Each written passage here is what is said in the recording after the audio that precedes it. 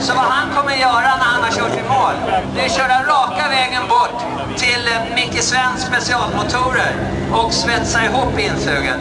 Så VS kommer inte tillbaks förrän det är svetsat. Så han kör med hål i insuget i högerbanan. Det är Vidar Strand. Och i vänsterbanan har vi fortfarande ingen namn på chauffören.